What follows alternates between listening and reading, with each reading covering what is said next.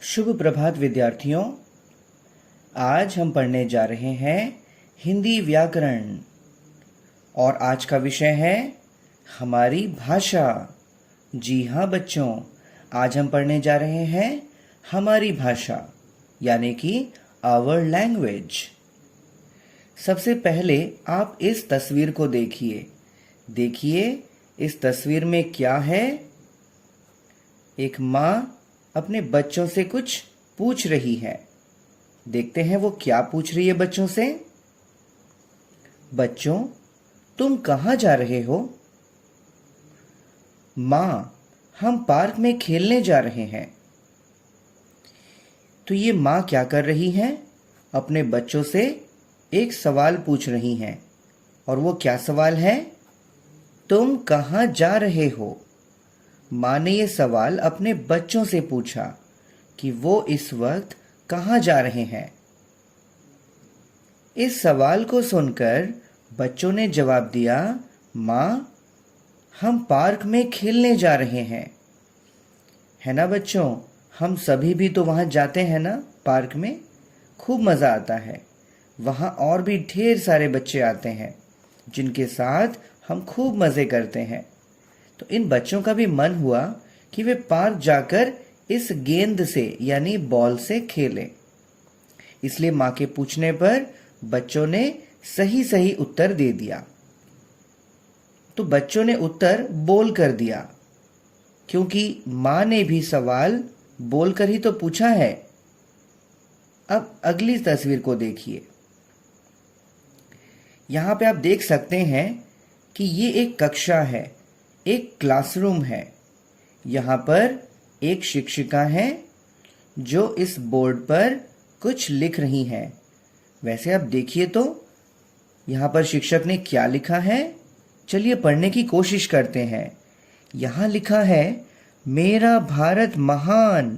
अरे वाह, यहाँ तो बहुत ही अच्छी चीज़ लिखी गई है। सच में हमारा देश भारत महान है। तो बच्चों को ये शिक्षिका बहुत अच्छी चीज़ सिखा रही हैं।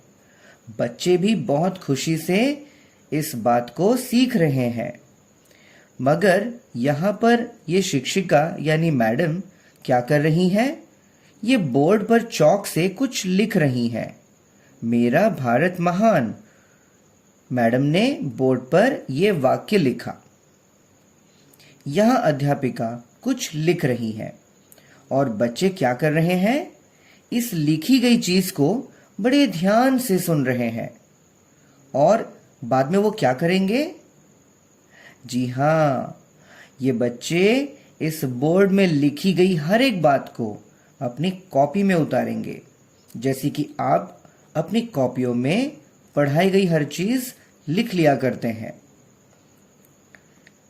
तो बच्चों, हमने क्या देखा कि हम जब किसी से बात करते हैं तो हम बोलकर बातें करते हैं। इस तरह हमने भाषा को बोलकर इस्तेमाल किया है। और यहाँ पर हम देख सकते हैं कि लिखकर टीचर क्या कर रही हैं? बच्चों को पढ़ा रही हैं। बच्चे भी टीचर द्वारा लिखी गई चीज़ों को अच्छी तरह से समझदारी से सीख रहे हैं और उसे अपनी कॉपी में भी उतारेंगे। यानी यहाँ पर हमने भाषा को बोलकर और यहाँ पर लिखकर इस्तेमाल किया है। तो बच्चों, आज एक नई चीज़ जानने को मिली। हम अपनी बात बोलकर या लिखकर दूसरों तक पहुंचा सकते हैं। जैसे अभी मैं बोलकर आपको ये विषय समझा रहा हूं। दूसरे इस बात को क्या करते हैं? सुनकर या पढ़कर हमारी बात समझ सकते हैं। यानी जब माँ ने कहा, बच्चों ने सुना और सुनने के बाद उन्होंने उत्तर दिया। जैसे ही बच्चों ने उत्तर दिया, जवाब दिया, तो माँ ने भी सुना। यानी हम जब बोलते हैं तो हमारी बातों को कोई सुनता भी है। यहाँ पर शिक्षिका बोर्ड पर कुछ लिखती हैं और बच्चे इसे देख देख कर पढ़ लेते हैं। इस तरह से लोग अपनी बातों को बोलकर और लिखकर दूसरों तक पहुंचाते हैं। तो बच्चों, यहाँ एक चीज जानने को मिली कि भाषा आखिर है क्या। तो चलिए सीखते हैं और समझते हैं कि भाषा आखिर होती क्या है। अपनी बात दूसरों तक पहुंचाने और दूसरों की बात समझने का साधन भाषा है। यानी कि अगर ये भाषा न होती तो हम अपने मन की बात दूसरों को नहीं बता पाते और दूसरों के मन में क्या है इसे भी हम नहीं समझ पाते। सोचिए, अगर भाषा ना होती तो क्या होता। हमें इशारों इशारों में बात करनी होती। क्या ये मुमकिन है कि हम अपने मन की हर एक बात को इशारों इशारों में समझाएं? बिल्कुल नहीं। इसके लिए हमें चाहिए भाषा। बच्चों, अगली पेज में देखिए, भारत में अनेक भाषाएं बोली जाती हैं, बहुत सी भाषाएं। जरा देखते हैं यहां पर कौन सी भाषाएं बोली जा रही हैं। सबसे पहले है, मैं पंजाबी बोलता हूं। तो पंजाब की भाषा हुई पंजाबी। मैं मराठी बोलता हूं। और मराठी कहां बोली जाती है बच्चों? महाराष्ट्र में। मैं बांग्ला बोलता हूं। बांग्ला कहां बोली जाती है? पश्चिम बंगाल में। मैं तमिल बोलती हूं। तमिल कहां बोली जाती है? तमिलनाडु में। मैं मलयालम बोलता हूं। मलयालम कहां बोली जाती है? केरल में। और ये रहा, मैं हिंदी बोलती हूं। और हिंदी मुख्य रूप से कहां बोली जाती है? उत्तर प्रदेश में। तो देखा बच्चों, अलग अलग जगहों में अलग अलग भाषाओं का इस्तेमाल किया जाता है, लेकिन हिंदी का उपयोग लगभग पूरे भारतवर्ष में किया जाता है, क्योंकि हिंदी को लोग आसानी से समझ जाते हैं और थोड़ी बहुत बोल भी लेते हैं। इससे हम अपने मन की बात को बड़ी आसानी से दूसरों तक पहुंचाने में सफल होते हैं। हिंदी भारत में सबसे अधिक बोली जाने वाली भाषा है, इसलिए इसे राष्ट्रभाषा कहा जाता है। तो बच्चों, यहां देखिए, जानने की बारी। इसमें क्या कहा गया है? अपनी बात दूसरों तक पहुंचाने और दूसरों की बात समझने का साधन भाषा है। हमारे देश में अनेक भाषाएं बोली जाती हैं। हिंदी को राष्ट्रभाषा कहा जाता है। बच्चों, अब आते हैं अगली पेज में। लिखा है करने की बारी। यहां कुछ एक्टिविटी है, इसे आप अपनी किताब में ही करेंगे। मैं आपको बताऊंगा कि इसमें कैसे जवाब देना है। आप इसे ध्यान से देखें और समझने की पूरी कोशिश करें, क्योंकि घर पर आपको इसी तरह से अभ्यास करना है। तो चलिए पढ़ते हैं पहला सवाल। सही उत्तर पर सही का चिन्ह लगाइए। क, हम अपनी बात दूसरों तक किस तरह पहुंचा सकते हैं? बोलकर, दौड़कर या फिर उड़कर? अब जरा सोचिए, हम कभी दौड़कर अपनी बात दूसरों तक पहुंचा सकते हैं क्या? क्या हम उड़कर किसी को बता सकते हैं? भाई, उड़ना तो बिल्कुल भी संभव नहीं है। ना दौड़कर ना उड़कर, तो बचा क्या? बोलकर। जी हां, हम बोलकर अपने मन की बात दूसरों तक पहुंचा सकते हैं। तो आपको यहाँ पे क्या करना है? सही का चिन्ह लगाना है। चिन्ह यानी कि निशान। हो गया। अगला है ख नंबर।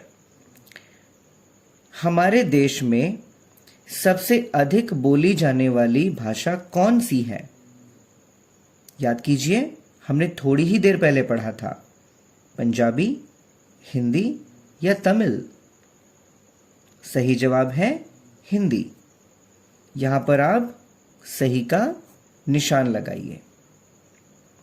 इसके बाद है ग नंबर, राष्ट्रभाषा किस भाषा को कहा जाता है? मराठी को, गुजराती को या फिर हिंदी को? सही जवाब है हिंदी को। अब चलते हैं अगली तस्वीर की ओर। देखिए यहां पर क्या लिखा है। चित्रों में भाषा का कौन सा रूप प्रयोग हो रहा है? शब्दों का चित्रों से मिलान कीजिए। मिलान कीजिए मतलब मैचिंग कीजिए। देखिए ये लड़का क्या कर रहा है। हाथ में माइक्रोफोन लिए हुए कुछ बोलने की कोशिश कर रहा है। बहुत खुश है। माइक्रोफोन हाथ में आते ही मुस्कुरा रहा है। देखिए कुछ बोलने की कोशिश कर रहा है। इसे देखिए, ये बालक क्या कर रहा है। ये कागज और कलम लिए हुए कुछ लिख रहा है। अरे हाँ, इसने तो कुछ लिखा भी है यहाँ पर। लगता है अपना होमवर्क कर रहा है। आप भी कर लीजिएगा याद से। चलिए अगली तस्वीर है। अरे ये बच्ची के हाथ में क्या है? कुछ प्लेयर है, कुछ म्यूजिक प्लेयर लग रहा है। हाँ, तो म्यूजिक प्लेयर ही है। कुछ मधुर गीत सुन रही है शायद। अच्छी बात है, सुनने दीजिए। अरे इसे देखिए, पढ़ाकू, ये तो पढ़ाई करने में लगे हुए हैं। कितनी सुंदर सी किताब है, कुछ पढ़ रहे हैं।